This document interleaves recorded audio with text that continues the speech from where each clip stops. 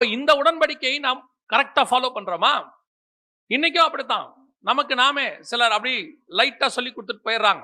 இல்லங்க அதெல்லாம் ஒண்ணு கவலைப்படாதீங்க. கர்த்தர் கிருபை உள்ளவர். பழம்லாம் சாப்பிட்டா ஒண்ணும் செய்ய மாட்டார். பாவம் செஞ்சா ஒண்ணும் மாட்டார். ஆண்டவர் ரொம்ப மன்னிப்பாருங்க. நல்லா தெரிஞ்சுக்கோங்க.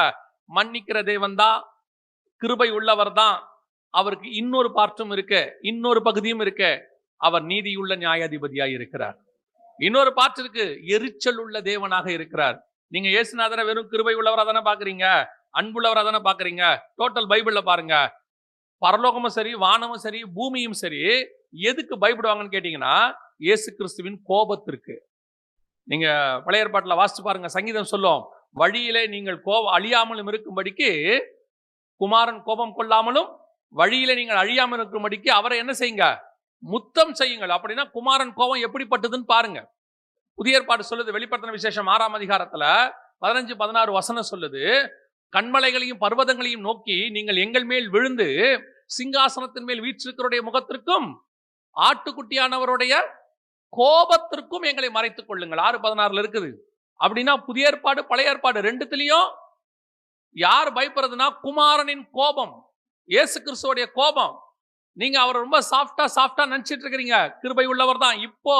ஆனா வரும்போது அவர் கிருபை உள்ளவர் அல்ல. கிருபை உள்ளவர் தான், ஆனாலும் நீதி உள்ள நியாயாதிபதி.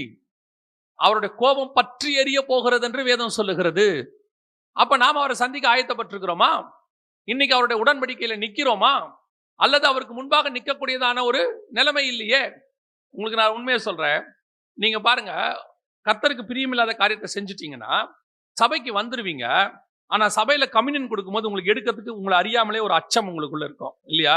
இந்த கம்யூனியன் எடுக்க போகும்போது ஐயோ, யாரும் சொல்ல வேணாம், உங்களுக்கே தோணும் நம்ம இதெல்லாம் செய்யறோம். அது ஒருத்தனுக்கு தோணலைன்னா அவன் மனசாட்சியில சூடு உண்டவன் ஆயிட்டான்னு அர்த்தம். அதை செஞ்சு செஞ்சு செஞ்சு கம்யூனியன் எடுத்து அந்த பாவத்தோடய அதை செஞ்சு செஞ்சு இப்ப அவனுக்கு என்ன இல்லை, மனசாட்சியில சூடு உண்டவன் ஆயிட்டான். அவனை பத்தி நான் பேசல. நீங்க பாவம் செஞ்சுட்டோன்ற உணர்வு இருக்கிறவன் அந்த கம்யூனியன் எடுக்கிறதுக்கு ரொம்ப யோசிப்பான். அப்படியே கையில வச்சுக்கிட்டு கதறுவான், ஆண்டவர்கிட்ட கேட்பான், ஆண்டவரே எப்படியாவது மன்னிச்சிருங்கப்பா அப்படின்னு கேட்பான்.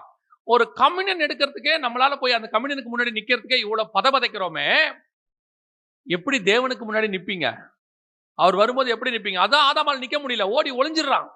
அந்த சுபாவமே ஓடி ஒளிய செய்யுது. ஐயோ முடியாது, அந்த பரிசுத்த தேவனுக்கு முன்னாடி நிக்க முடியாதுன்னு.